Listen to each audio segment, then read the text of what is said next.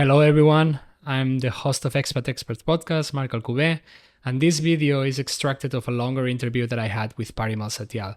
If you're interested in listening and watching to the full episode, you can find it here, and I hope you enjoy this. So there is sort of a lot of originality in that. I think I enjoy that greatly. But certainly, apart from the currywurst, which is it's a Berlin sort of dish, there aren't using Indian spices. Yeah, using Indian spices, and also a very simplified version of, I imagine, of Indian spices. Yeah. But I think Berlin, the strength of Berlin is you can find food from anywhere in the world, any niche that you can imagine. Like, for example, if you want Nepalese Momo, this is brilliant. If you want Nepalese Momo, there's a Momo stall. Because Momo traditionally is sold from little sort of stalls on the street, and they're made in mass quantities. It's not very expensive. Anyone can afford it. And it's in Kathmandu, you'll find one in every 50 meters. I'm exaggerating, but only slightly. So in Warschauer Straße, not very far from here, there's a little stall, and you can find Momo that is 80% authentic to what you would find in Kathmandu for similar prices, if I'm completely honest. And it's absolutely brilliant. I mean, this is just almost street food level, Kathmandu street food level food you're getting in the middle of Berlin.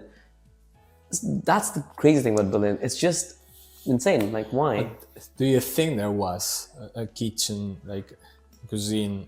And now I'm just trying to do the little bit like with the comparison that I know. No, for example, like Barcelona, we are arriving to a point where tourism it's taking the city 100% in that sense.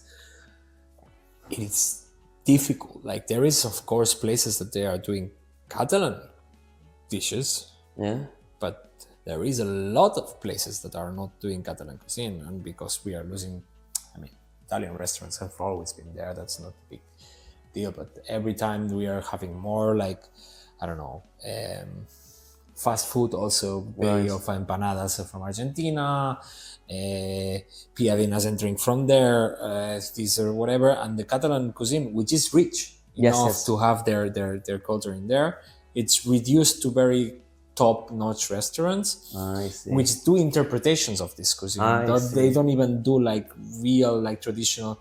I right now, like, I don't really know where to have an escudella in Barcelona, for example. What is that? It's a broth made with vegetables and part of bone of the chicken or whatever. Like, it's a very traditional. It was assumed to the it's called the Christmas of Barcelona, and we do it with this big pasta in Christmas. But I gotta try this. Now there is a person doing street food of escudella. I don't know where he is based, but as if it was like the Catalan version of ramen. And I find it incredible. I find it really nice, the idea, if the prices would reflect what an escudella cost. I see.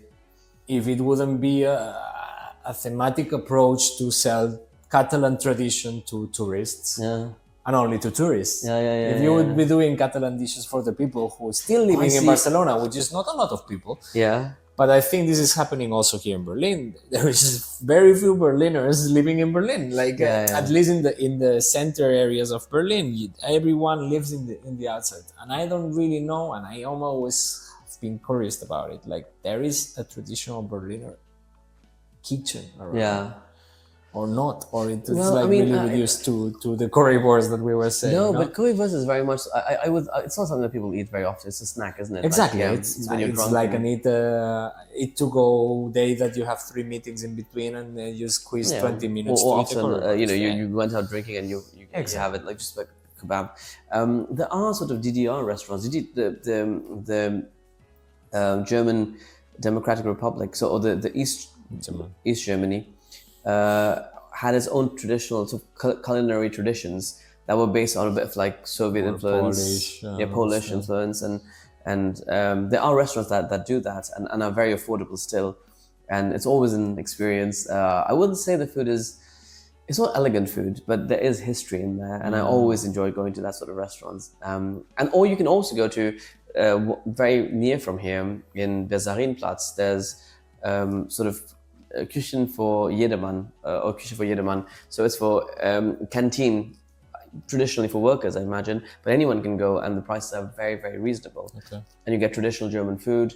And shockingly, I've not been there yet, almost because I'm intimidated to go. If you liked this short video out of the full episode, you can find the link to it around here and in the description below. Of course, if you are also interested in checking out other episodes, please subscribe and like.